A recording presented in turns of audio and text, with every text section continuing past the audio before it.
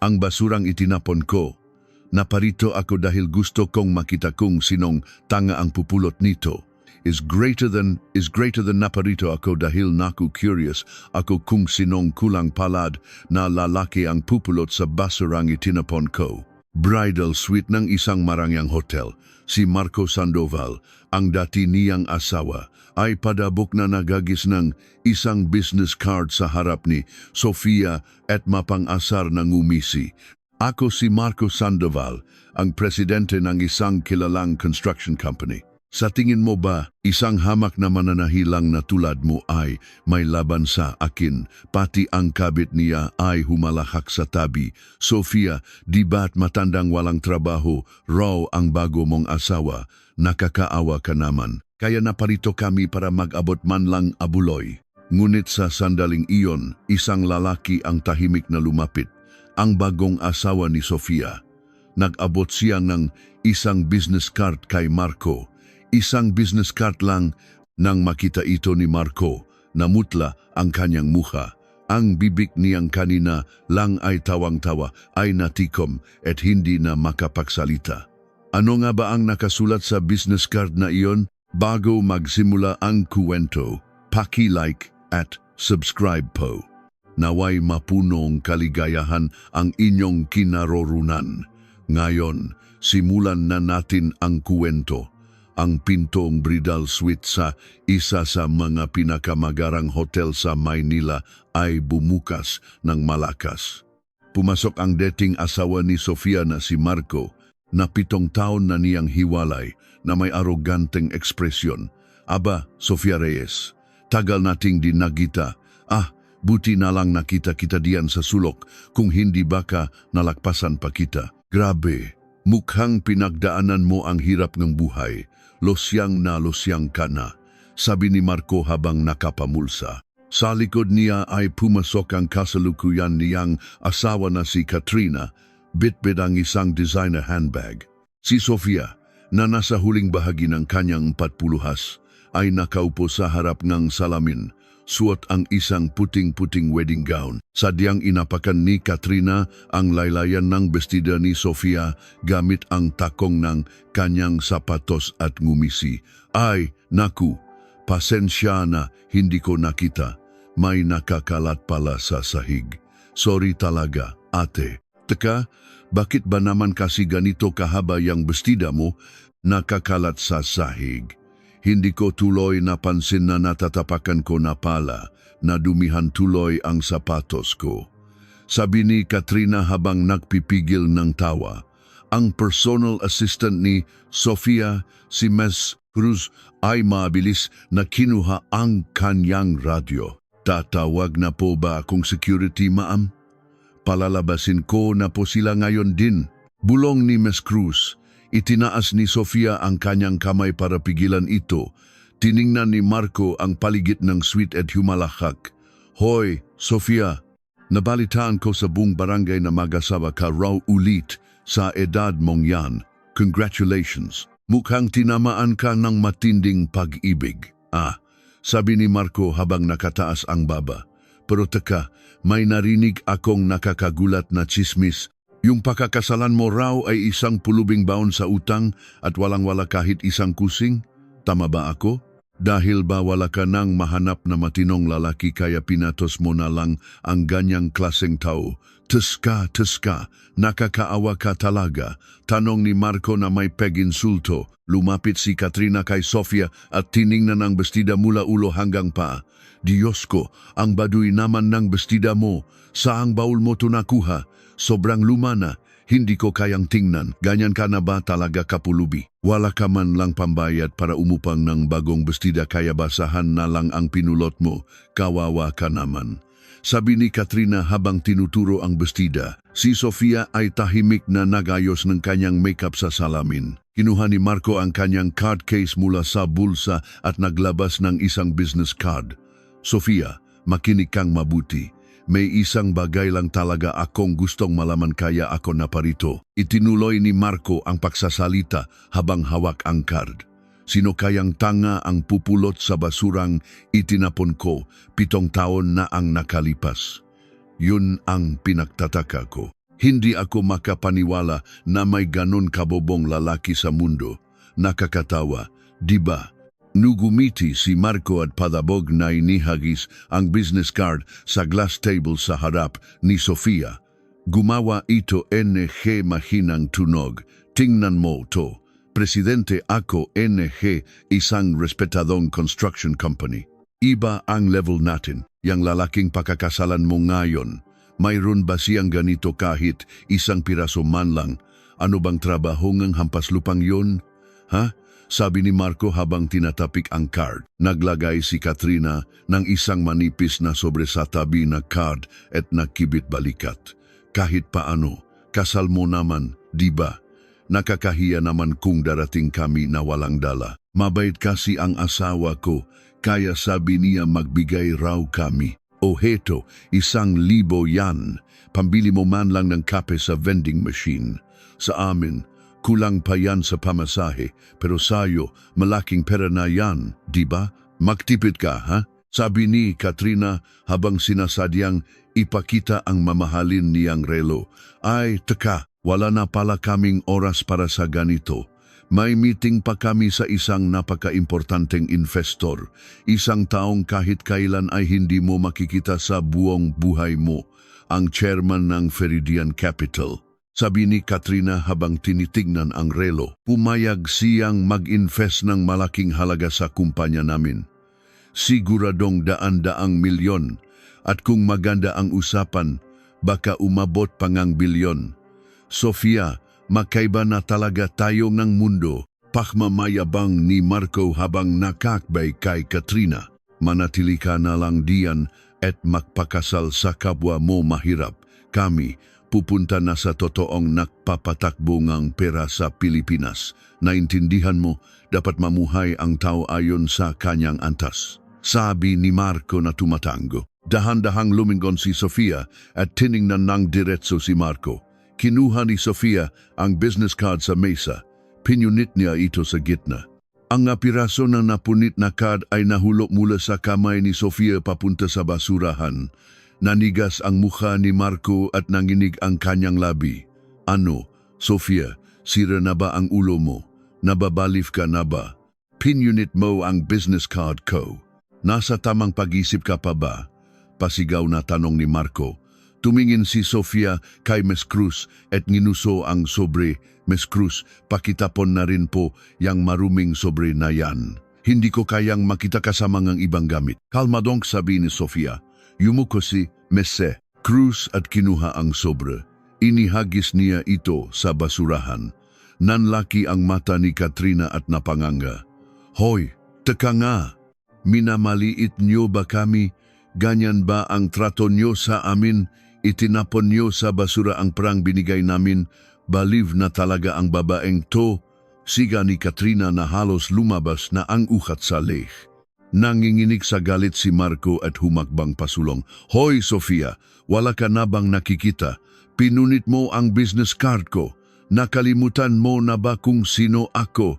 Ako si Marco Sandoval, presidente ng isang construction company. Hindi mo ako puwilin pestusin lang, galit na sabi ni Marco. Sa sandaling iyon, isang anunsyo ang narinig mula sa speaker ng suite. Miss Bride, magsisimula na po ang seremonya. Please be ready. Ang kalmadong boses ng staff ay pumuno sa silid.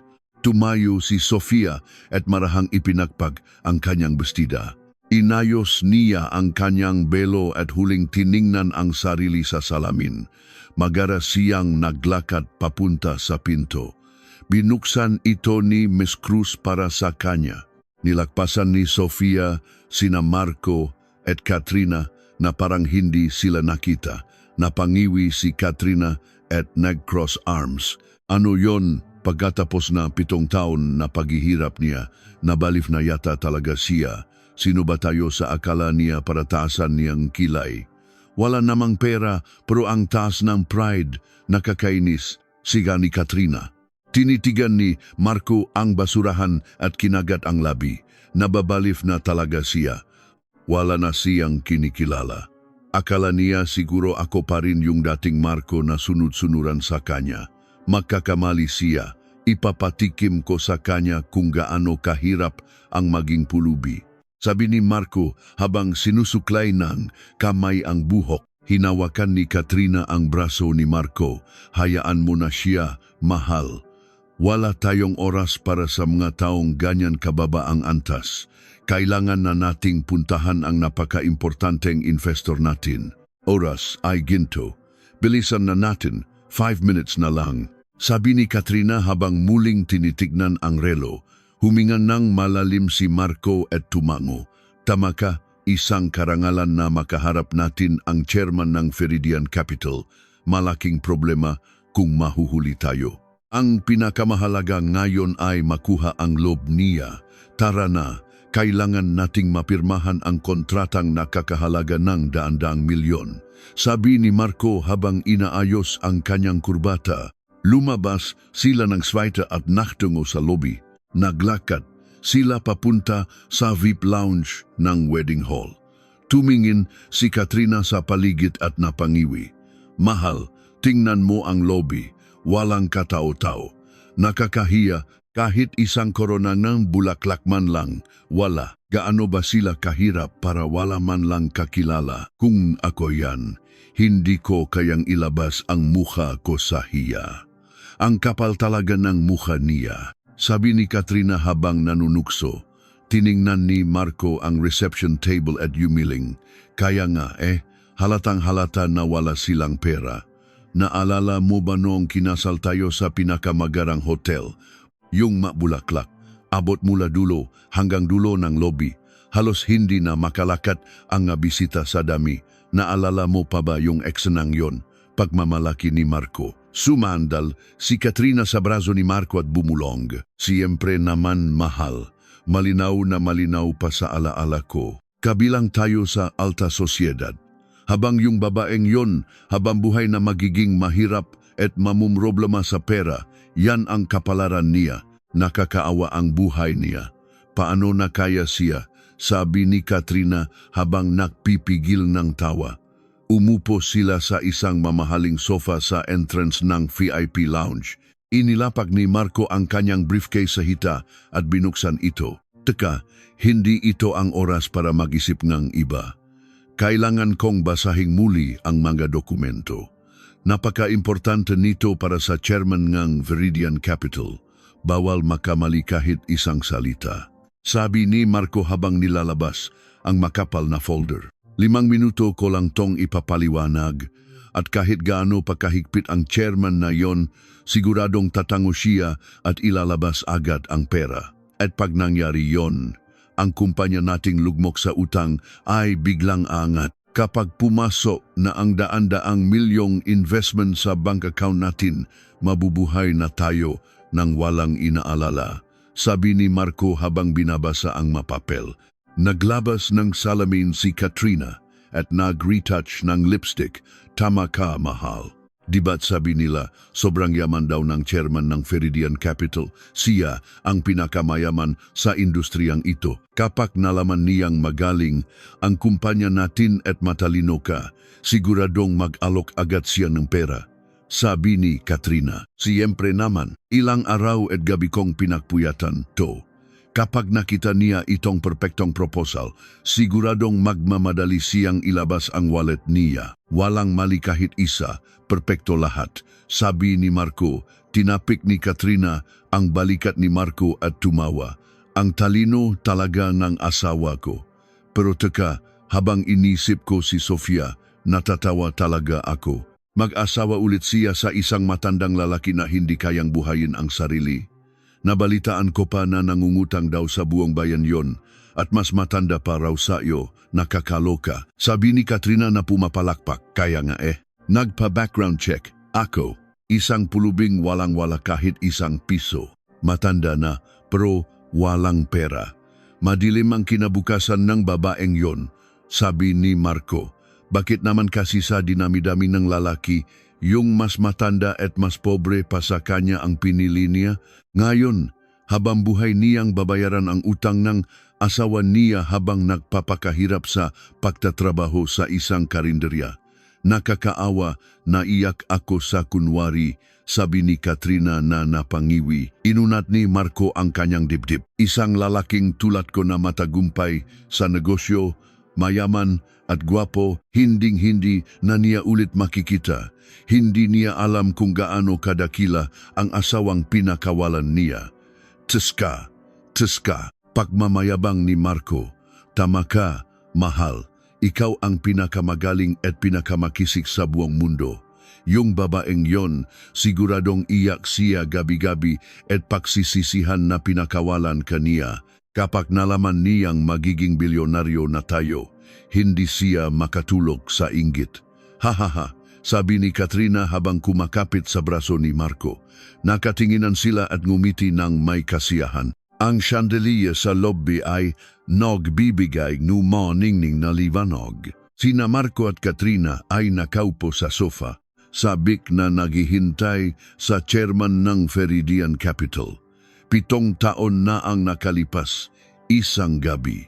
Si Sofia na nasa unang bahagi ng kanyang 40s ay pagod na umakyat sa hagdanan pagkatapos ng kanyang trabaho sa isang patahian. Ang kanyang madaliri ay punong sugat mula sa karayom.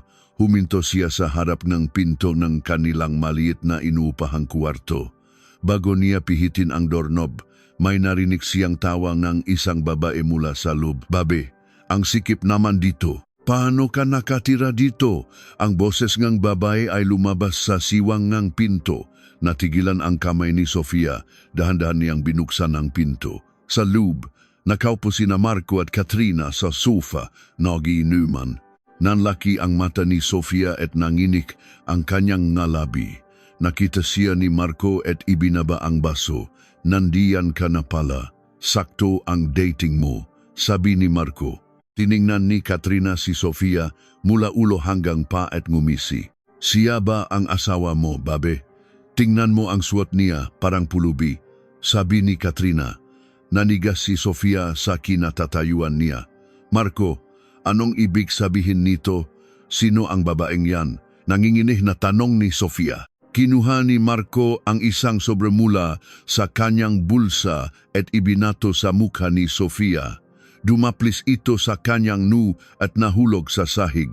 "Divorce papers, pirmahan mo na, wala akong oras," sabi ni Marco. Tiningnan ni Sofia ang gumagapapel sa sahig. "Ano? Divorce? Bakit biglan?" pasigaw na tanong ni Sofia. Tumayo si Katrina at kumapit sa braso ni Marco. "Hindi ito biglaan. Matagal na kaming kasal ng babe ko. 1 buwan na." Ipinakita ni Katrina ang singsing sa kanyang daliri. Nang hina ang magtuhod ni Sofia at napasandal siya sa pader. "1 buwan? Anong ibig mong sabihin? Paano nangyari yon?" "Kasal pa tayo?" tanong ni Sofia. Nagsindi ng sigarilyo si Marco. "Matagal na tayong tapos. Alam mo namang laging palpak ang negosyo ko." Inilabas ni Marco ang usok. Ang pamilya ni Katrina ang magpopondo sa bago kong negosyo. Milyon-milyon. Wala nang dahilan para manatili ako sa iyo. Ibinuga ni Marco ang usok sa mukha ni Sofia. Inalis ni Sofia ang usok at umubo. "Ilang beses ka nang nalugi at sa tuwing nangyayari yon, ako ang nagpapakahirap makbayad ng utang mo." Sigaw ni Sofia na naluluha. Tinuro ni Katrina ang damit ni Sofia at tumawa. "Nagpakahirap, pero ganyan pa rin ang itsura mo? May naitulong ka ba? At teka, yung security deposit ng kuwartong to, ginamit ng babe ko para sa bago niyang negosyo," sabi ni Katrina. Namutla si Sofia. "Pati ang deposit? Paano na ako?" Lumuhod si Sofia. Pinatay ni Marco ang sigarilyo. "Wala akong pakialam. Umalis ka na dito. Nakausap ko na ang may-ari. Hanggang ngayon ka na lang," sabi ni Marco. Tumayo si Sofia at lumapit kay Marco.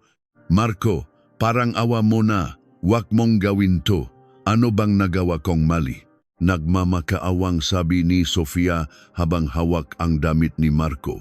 Itinulak ni Marco si Sofia. "Mali, ang pagkatao mo mismo ang mali. Isang mahirap na tulad mo, ano bang naitulong mo sa akin?" sigaw ni Marco. Napatumba si Sofia sa pader. Tiningnan siya ni Katrina. Magimpake ka na. Dito na kami titira. Alisin mo lahat ng mababaho mong gamit. Sabi ni Katrina habang nakatakip ang ilong. Kumulok ng malakas sa labas. Nagsimulang umulan. Binuksan ni Sofia ang aparador at kinuha ang kanyang lumang maleta.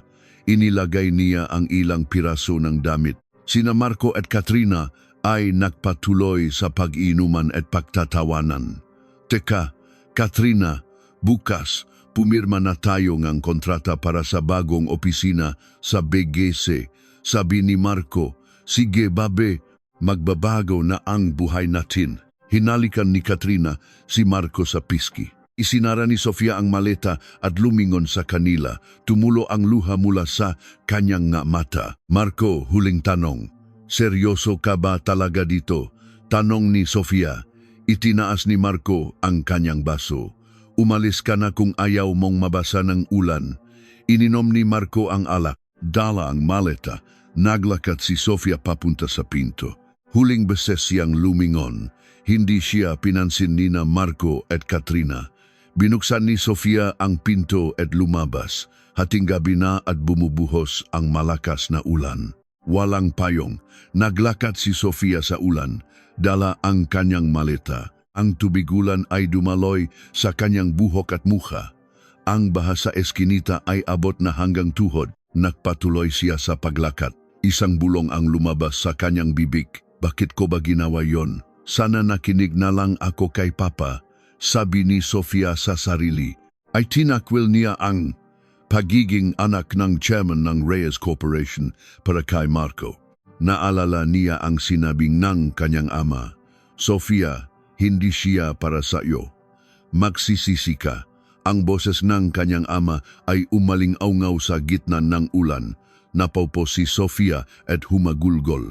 Ang luha at ulan ay naghalo sa kanyang mukha. Ilang araw ang lumipas. Nakasakit si Sofia at nakahiga lang sa isang maliit na kwarto. Nang gumaling, pumipila siya sa isang feeding program para kumain. Isang matanda ang kumausap sa kanya. Ineng, bata ka pa, anong ginagawa mo dito? Tanong matanda, naghahanap po akong trabaho, kahit ano po, pero walang tumatanggap sa akin. Sagot ni Sofia, hinaplos ng matanda ang kanyang likod. Lakas lang loop, bata ka pa, marami pang pagkakataon. Ilang araw pa, nakahanap siya ng trabaho bilang katulong ng isang mananahi sa isang pabrika. Dito ka magtatrabaho, 10 oras isang araw. Kaya mo ba? Tanong ng manager. Opo, kaya ko po, galingan ko po. Sagot ni Sofia, sa umaga, tinatapos niya ang tumpok-tumpok na tela. Kahit nasusugatan ang kanyang nga daliri, hindi siya umaalis sa makina. Sa gabi, kinokolekta niya ang nga retaso. Nagpa-practice siyang magdisenyo. Gabi-gabi, gumuguhit siya sa isang sketchbook. Habang si Marco naman ay nagtayo ng construction company gamit ang pera ng pamilya ni Katrina. Naginuman sila sa isang mamahaling bar. Isang tagay para sa tagumpay ng kumpanya natin. Sigaw ni Marco. Ang galing mo, babe, magiging mayaman na tayo, sabi ni Katrina. Samantala, si Sofia ay nakatapos ng isang champagne na damit. Isang araw, isang buyer mula sa isang department store ang bumisita sa pabrika. Nakita niya ang gawa ni Sofia. Sino ang gumawa nito? Ang ganda ng disenyo. Tanong buyer. Tinuro ng manager si Sofia. Gusto kong i-display ito sa pop-up store namin. Puwede ba? Tanong ng buyer habang inaabot ang business card. Kumislap ang mata ni Sofia. Opo, pwedeng-pwede po. Tinanggap niya ang card. Ang disenyo ni Sofia ay naging main display. Sa isang araw lang sold out lahat. Tinawag siyang manager. Sofia, binabati kita. Ang galing mo. Tutulungan kitang magtayo ng sarili mong butik. Sabing manager, napayak si Sofia. Talaga po. Bibigyan niyo po ako ng pagkakataon. Una mo, isa kang tunay na designer. Magtatagumpay ka. Sabi na manager, nagbukas si Sofia na isang mali na butik at sinimulan ang kanyang karera. Halos hindi na siya kumakain. palipat-lipat sa Divisoria at sa kanyang maliit na shop. Ang kanyang mata ay nagpapakita ng determinasyon.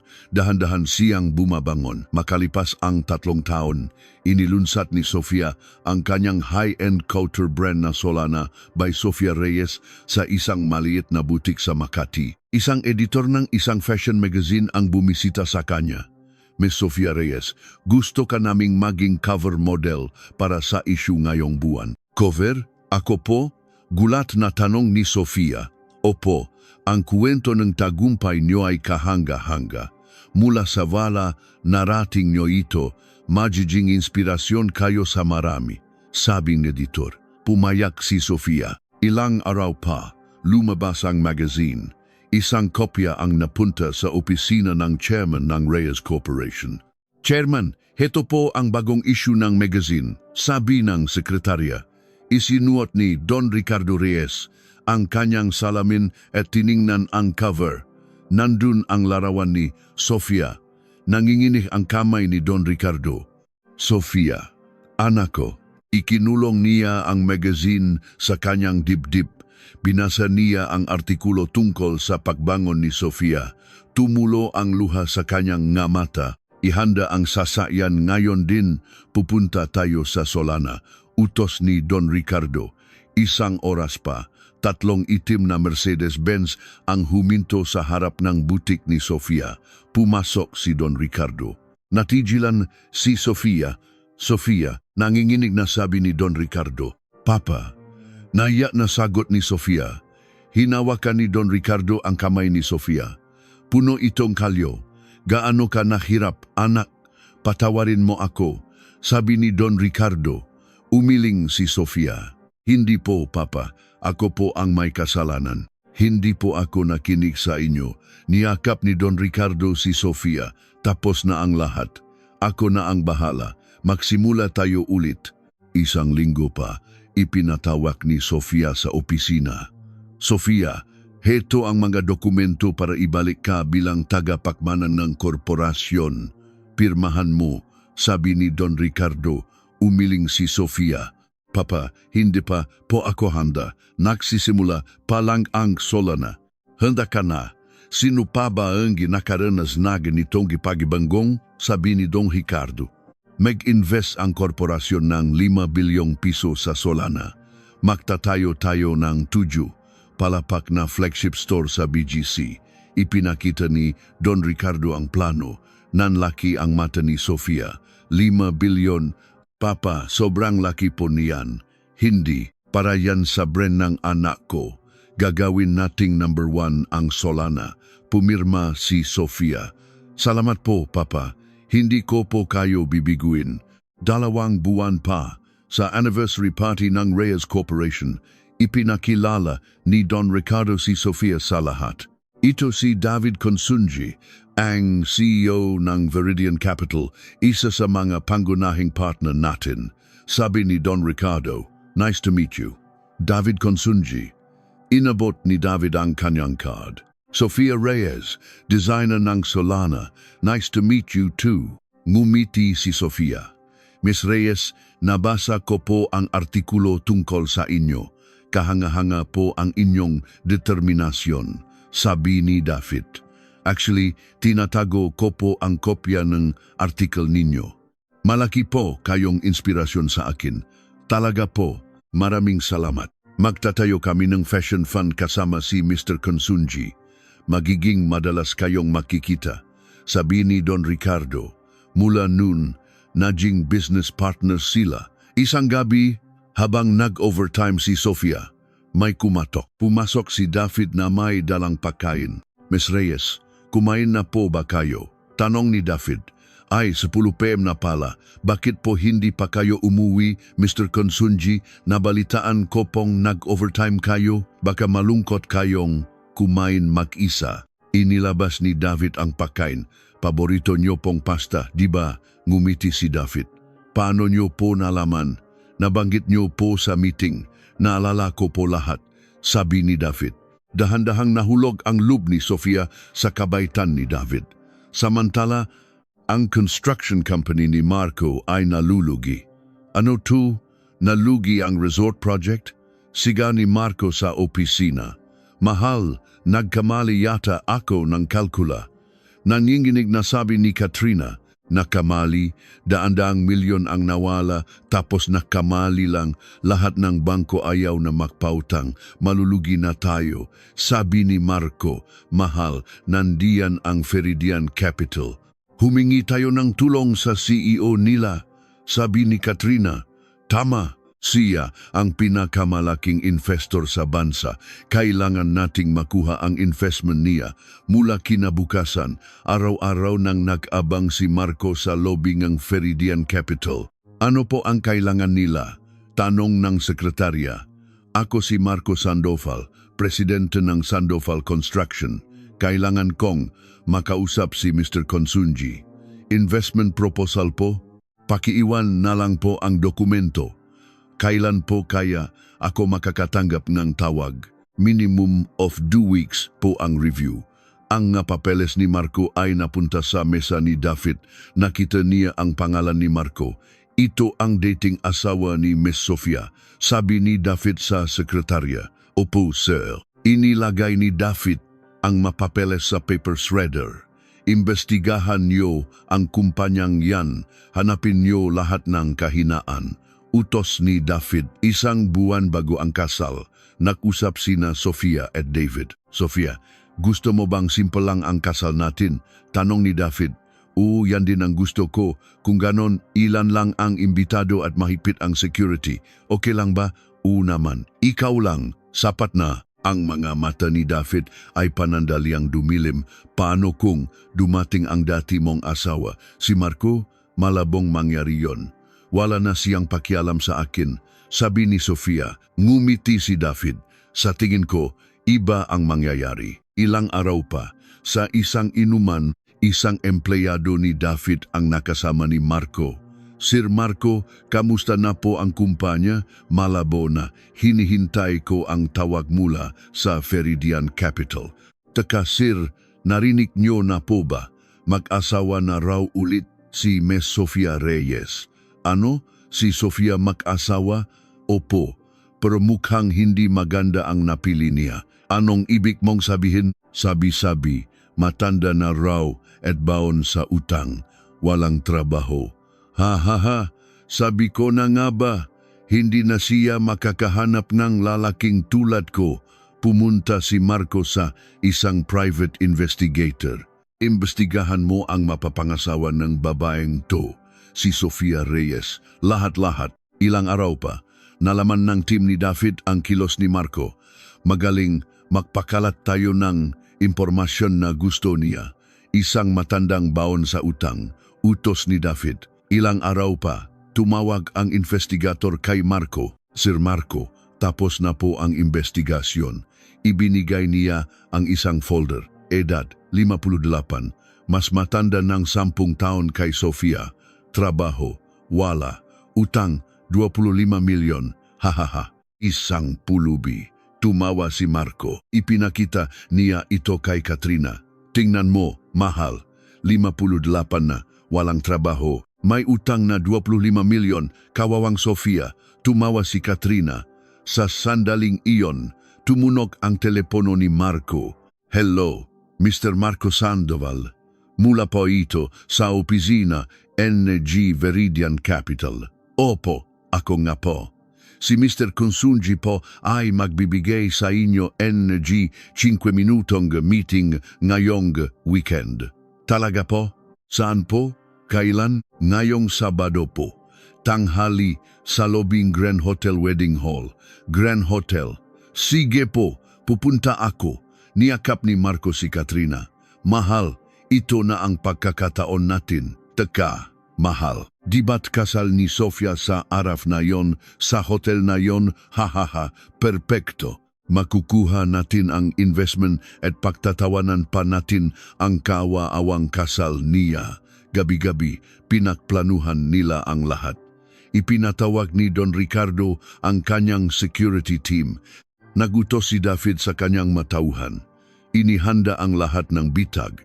Paglabas ni na Marco at Katrina sa bridal suite, nagtungo sila sa lobby. Tingnan mo, Mahal, walang kataw-tao, walang bulaklak, nakakaawa.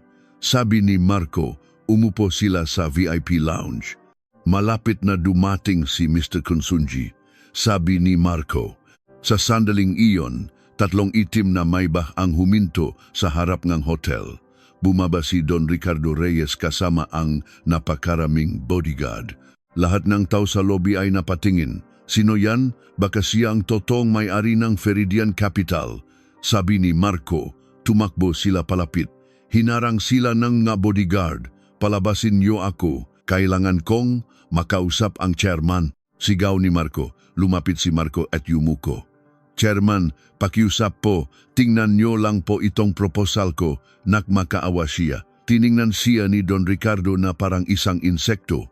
Inapakan ang mga nahulog na papeles at naglakad palayo. Napupo si Marco. Hiyang-hiya. Sino ba yon? Bakit niya tayo ginanito? Tanong ni Katrina. Lumapit ang sekretarya ni David. Mr. Marco Sandoval, si Mr. Bees Risti. David Consunji po ay naghihintay sa inyo sa altar ng wedding hall. Talaga? Hinihintay niya ako? Opo, 5 minuto lang. Tumingin si Marco kay Katrina. Narinig mo yon?